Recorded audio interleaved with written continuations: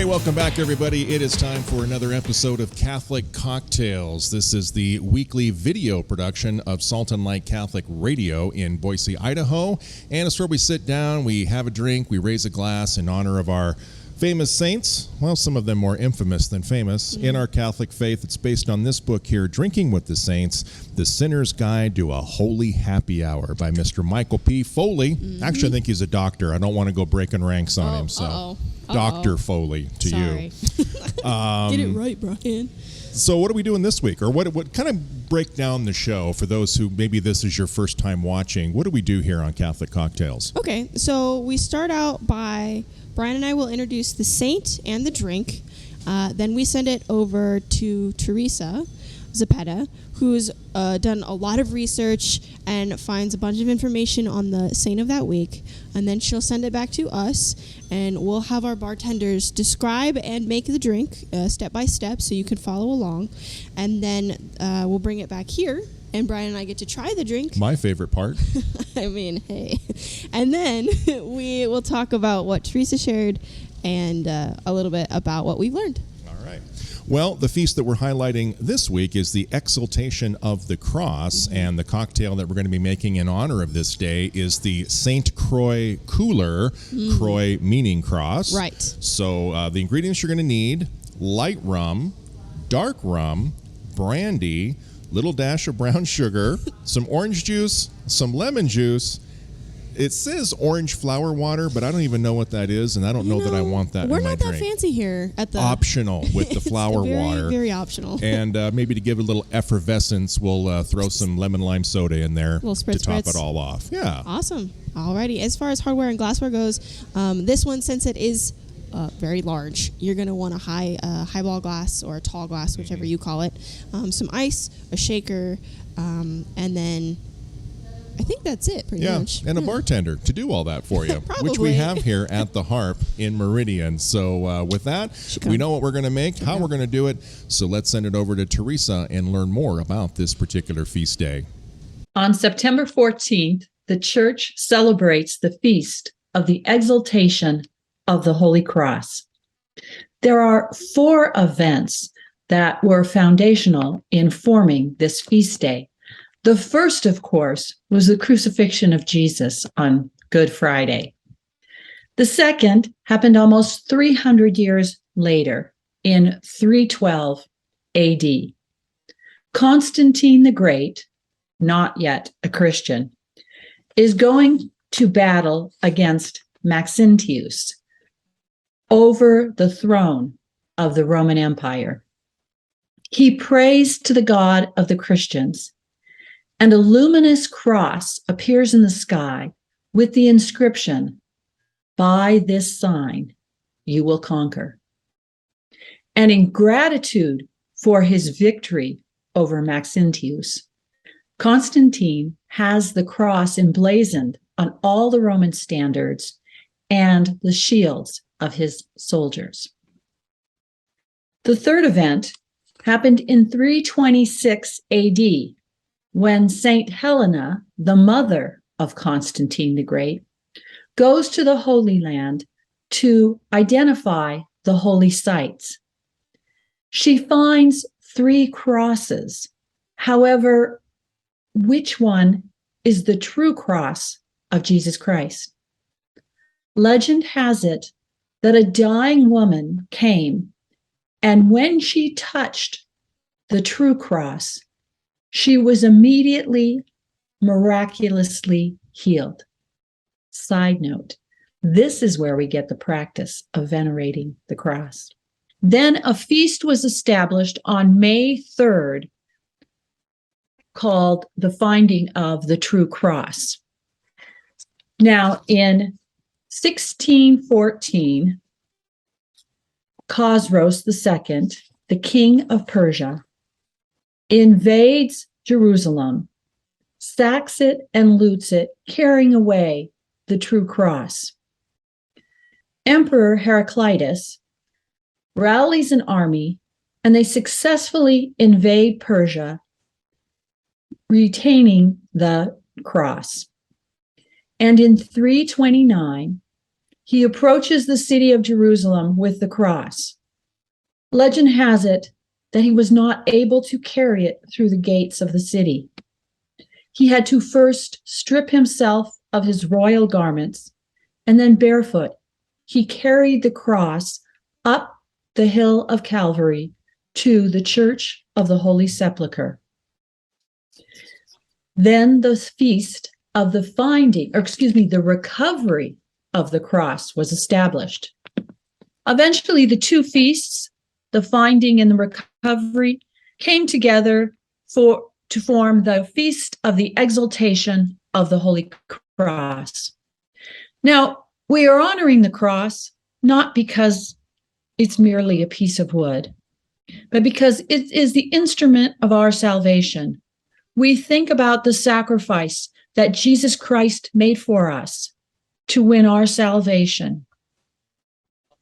And so, according to that sacred song, Lift High the Cross, today it would be appropriate to lift high a cross in honor of Jesus, the Saint Croix Cooler. As we do each and every week, we film here at the Harp Irish Pub in Meridian, Idaho. Behind the bar, we have Garrett returning. Good to see you again. Hi. And Garrett has broke out the good stuff because he is an exceptional bartender and treats us very well here at the Harp. So what do we got here on the bar today, buddy? Well, we got Bacardi White Rum, which is just a good all-around rum. And then Kraken Dark Rum, very good flavor, sweet, spicy, spiced rum. E&J Brandy, this is a VSOP, so it's a little bit more flavorful than a normal VSP. And then orange and lemon juice, and then we're going to toss in a little bit of brown sugar at the end and a dash of Sprite. All for right. some bubbles. Bubbles, nice. Some effervescence. Well, I'm going to step back and we're going to watch bartender extraordinaire Garrett in action. All right. So we're going to start with our shaker. 2 ounces of light rum.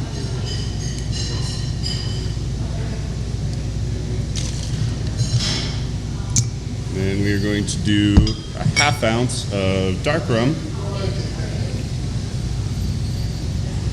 Unleashing the Kraken. And an ounce of brandy.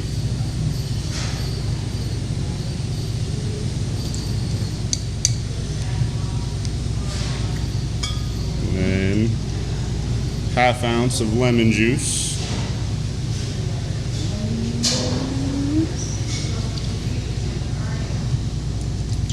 And 2 ounces of orange juice.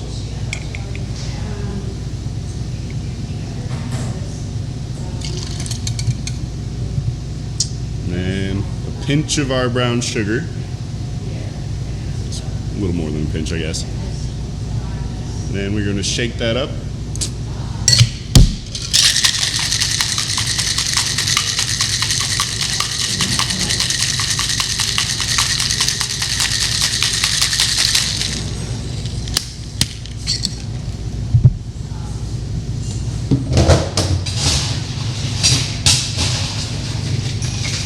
Strain into a highball glass.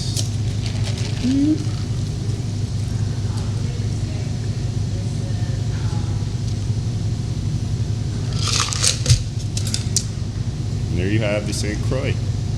Well, we are back and we are ready to try this delicious St. Croix Cooler. Ladies Okay, first. Here we go. Oh boy, this is an adventure. It just tastes like a Creamsicle? no, just like orange juice and vodka almost. It's like a screwdriver. Yeah, yeah. So the vodka, there's no vodka in I it. know, Oh. I know. I'm just saying that's Huh. what it tastes like.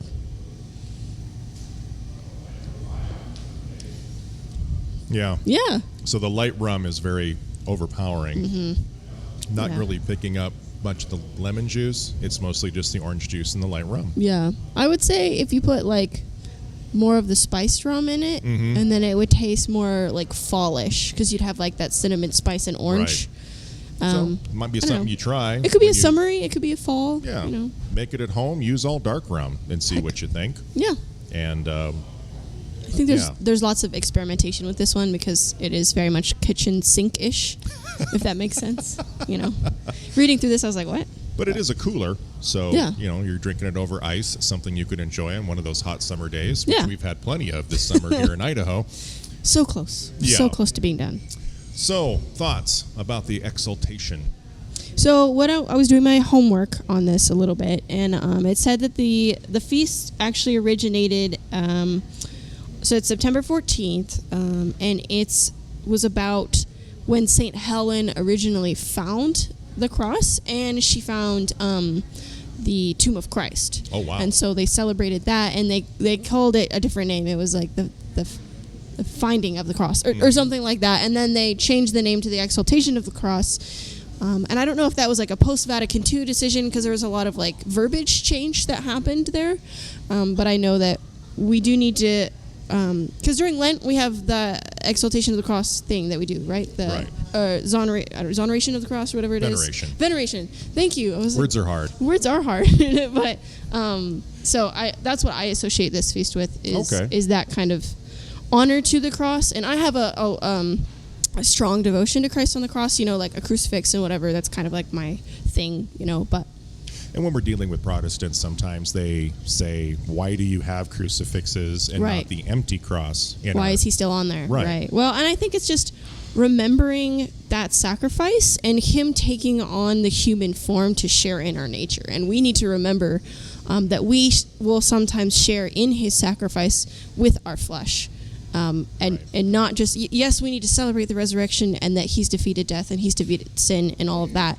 But I think remembering that sacrifice is just as important. Absolutely. So last call where we have some final thoughts or something from the book here, the Drinking with the Saints book. Every once in a while they'll have one of these dark brown boxes that's full of some useful information. The fun facts. Yeah, fun facts. A traditional liturgical about the cross also makes a fine toast. We adore thee, O Christ, and we bless thee, because by thy holy cross thou hast redeemed the world. So I feel like this could be a good, you could revisit this during Lent. Yes. I feel like. And I mean, unless you give up alcohol for Lent, which is understandable, you could celebrate and remember and honor Christ and have this drink, I think is something to do. If you're not the hard alcohol type, there are some beers and wines inside the book that they recommend. Apparently Heineken owns a Spanish label, so if that's something that you want to do, and I'm sure that has ties to St. Helen. Yeah, sure. And also in the realm of wines, there's some from the Bordeaux region. So some French ones here too. One that actually means Holy Cross of the Mountain. Oh, there you go. Okay. So nice. Yeah, lots of different ways to observe and celebrate. Lots of options. Yeah. Jeez. We can't talk today. Maybe it's time to call it a day. Down below, leave your comments. Maybe you try this drink with the dark rum and you like it better. Leave a comment. Make sure you hit the little thumbs up. Subscribe. Yep. All those good things. Follow Salt and Light on their page as well. Not just the show on YouTube, but all that they have going on their social media pages. And they have other content on their YouTube and Facebook and Instagram. So. All right. Yeah. And I want to thank Jamie and Garrett and all the fine staff down here at the Heart for letting us shoot down here each and every week. Yep. If you are in the Boise area looking for a place to go, come on by. Yeah, please. Check out the vibe. Check it out. It's a lot of fun down here. Excellent food, excellent drinks. Yeah. If you're into sports, they have that going on. They do. Well, who's coming up next week? Ooh, next week we are learning about Padre Pio. Oh, fantastic. One of my personal favorites. And we're trying a drink called the Black Devil. Ooh, intriguing. All right. Dun, dun, dun. Don't want to miss that. So, for Salt and Light Catholic Radio, this is Catholic Cocktails, a video production on YouTube, and we hope you enjoyed this episode. Meet us back here next week for the next episode, and the Exaltation of the Cross. St. Helen? Yeah. All right. St. Helen, pray for us. Cheers. Bye, everybody.